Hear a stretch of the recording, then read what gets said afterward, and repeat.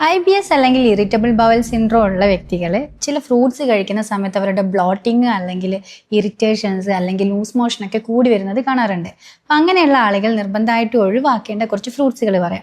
അതിൽ ആദ്യത്തെ എന്ന് പറയുന്നതാണ് ആപ്പിൾ. ആപ്പിളിൽ ഹൈ ഫ്രക്ടോസ് കണ്ടന്റും ഉണ്ട്, സോർബിറ്റോളിന്റെ കണ്ടന്റും ഉണ്ട്.